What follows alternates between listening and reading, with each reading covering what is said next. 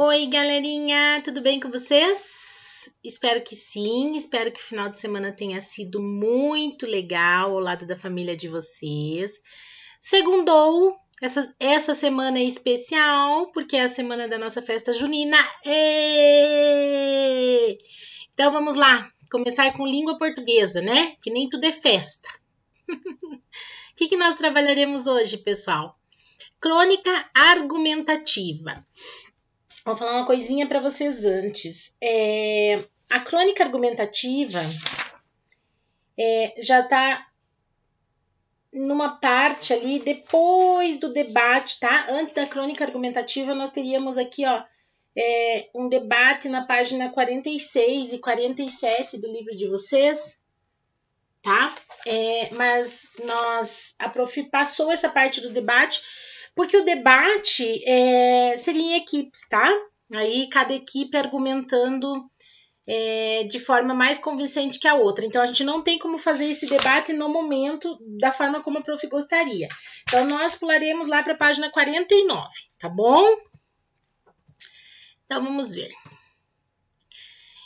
Os fatos do dia a dia são a matéria-prima da crônica, texto em que o autor apresenta um ponto de vista particular sobre um fato. É escrita em geral para ser publicada em jornais, mas também pode ser publicada em revistas, sites e livros, coletâneas de textos publicados em outros meios, né?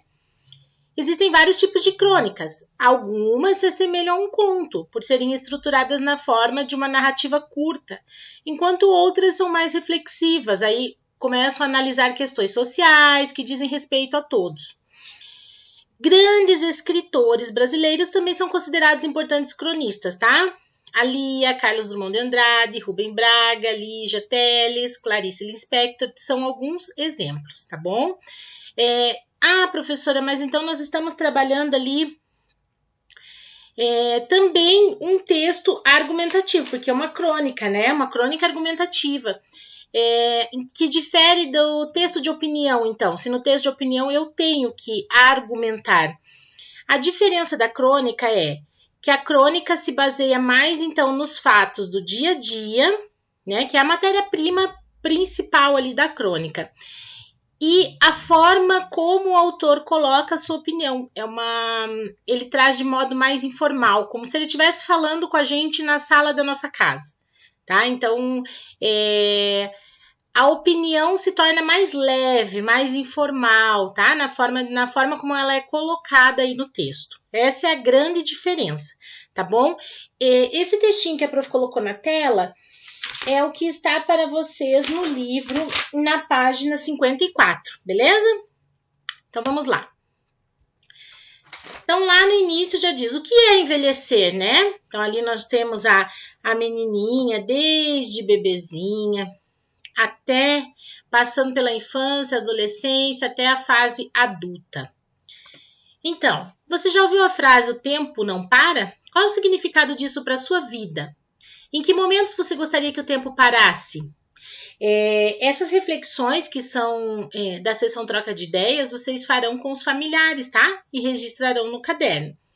Para você, o que é envelhecer?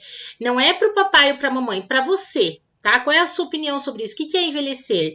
E com que idade alguém é considerado velho ou idoso? E que imagem você tem dessa pessoa? Tudo isso é para você, tá bom? Com que idade você acha? Não é de acordo com a lei. Com que idade você considera alguém idoso, tá bom? E que imagem você tem dessa pessoa, tá? Aí nós já temos ali a crônica argumentativa na página 50. Alguns escritores gostam de expressar sua opinião e sua forma de ver o mundo em crônicas, as quais, em geral, são publicadas em jornais, revistas ou sites.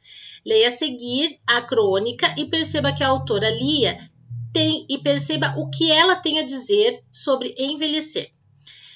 Deixem a gente ter o privilégio de envelhecer em paz. No mês de setembro, ocorre a maioria dos aniversários de minha família. Eu mesma, netas, filho, irmão, além dos que já se foram, como mãe e avó materna, sem contar os amigos. Suponho que tenhamos sido inventados nos cálidos meses de verão. Tenho, em relação ao correr do tempo, não amargura ou medo real, mas curiosidade. desde quando, menina mimada, batia o pé porque queria alguma coisa agora. Algum adulto presente achou graça e resolveu liquidar a minha mãe. Deixa de ser boba, o agora nem existe.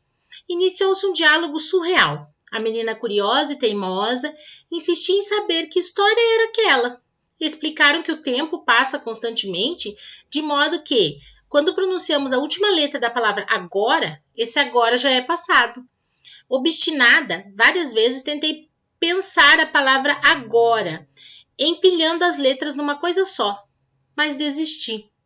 Então, a cada momento, tudo passava, mudava e já era outro? Eu já era outra? Comecei a me angustiar. Eu me angustiava com coisas que pouco tinham a ver com crianças, que, segundo adultos de então, deviam brincar, comer, dormir e se portar bem. Sempre tive vontade de ser adulta. Achava a vida e os assuntos dos grandes muito mais interessantes do que os infantis. Detestava ser comandada, numa época de educação bastante severa. Por que ir à cama às 7h30? Por quê? Por que só comer comidinha inocente, como purê de batata e carne de frango? Por que não falar muito à mesa? Por que ter de aprender prendas domésticas como toda boa menina? Eu não queria ser uma boa menina, queria ser a Emília, do Monteiro Lobato. Legal, né? Aí fui vendo que a passagem do tempo não apenas significava transformação e novidades, boa parte para quem facilmente se entediava, mas também perdas, e para muitos o terror da perda da juventude. Tornou-se uma epidemia, a busca desesperada por deter a qualquer custo os sinais do tempo. Parecer 30 aos 60, ter lábios sensuais aos 70, vale a pena? A velhice, desde que não com o detestável nome de melhor idade, é uma fase natural da vida, um dom a ser curtido. Dor e doença não escolhem idade, nem sempre a juventude é linda. No avançar do tempo, importa preservar certa elegância, quando dá, e cultivar bom humor quando possível. Tônia Carreiro, ao fazer 80, respondeu a uma jovem jornalista que lhe perguntava como encarava a velhice. Velhice? Eu acho ótimo, porque a alternativa é morrer jovem.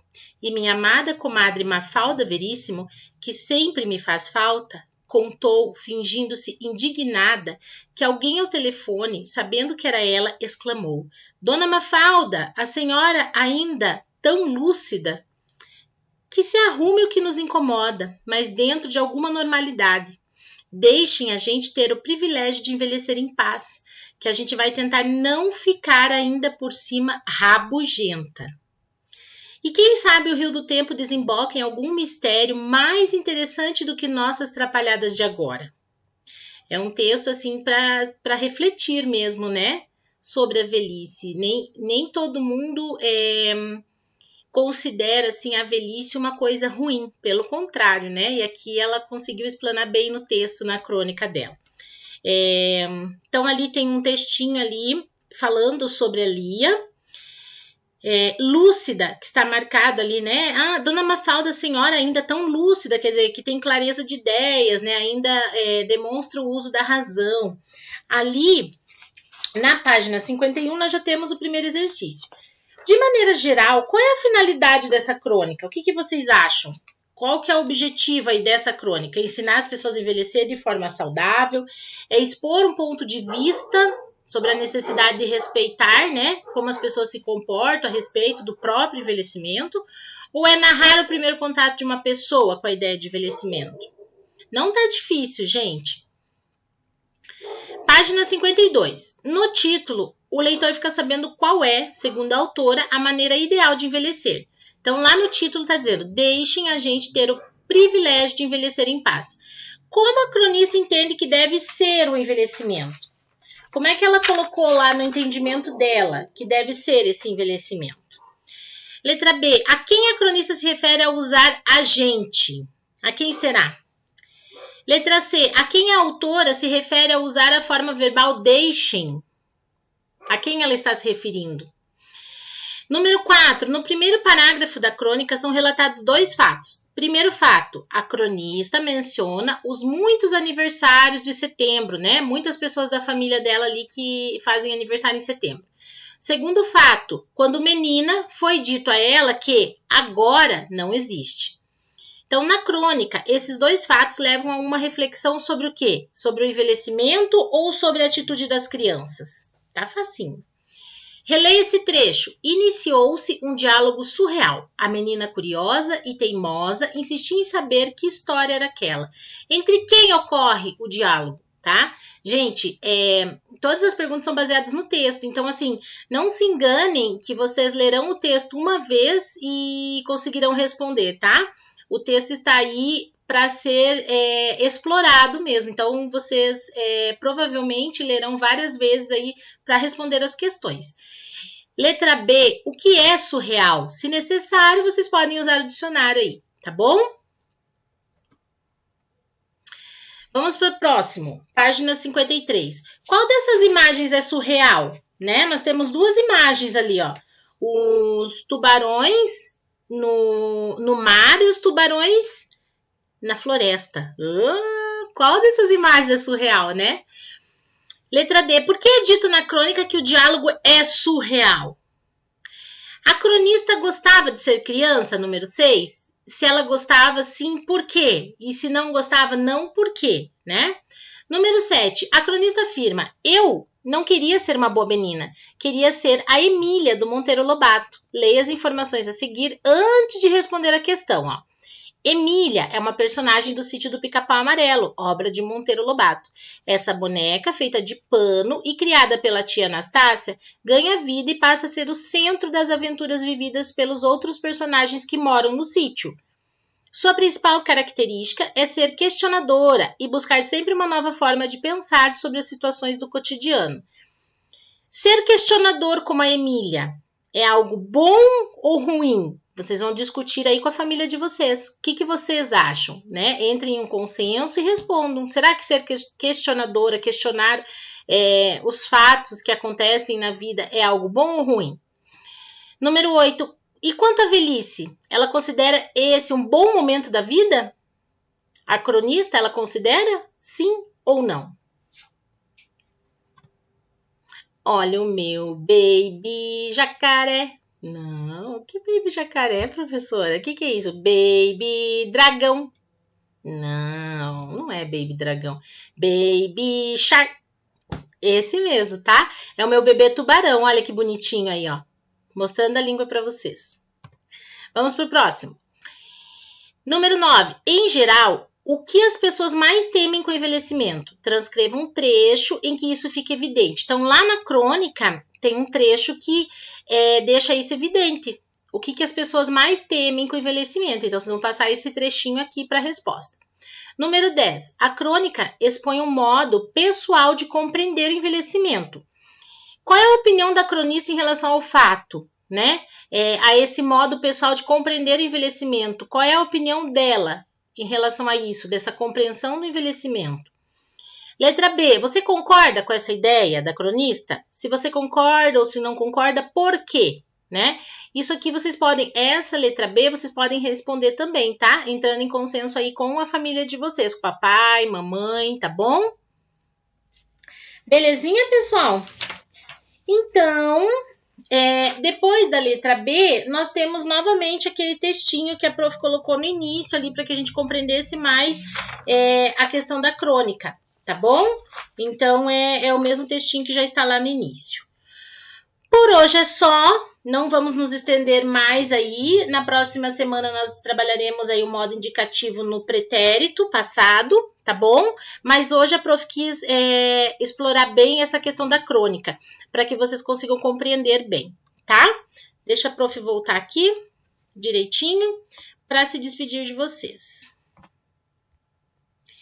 Então, pessoal, essa semana, como estão os preparativos aí para nossa festa junina? Espero que estejam a 1000. Todo mundo ansioso para nossa festinha. Se Deus quiser, vai dar tudo certo, tá bom? Enquanto isso, olha, pessoal, hoje, dia 22, amanhã tem trabalhinho de língua portuguesa para ser entregue. E dia 23 dia 24, né? Dia 24, isso, trabalhinho de ciências, tá bom? Então, não se esqueçam, entreguem no prazo, tá?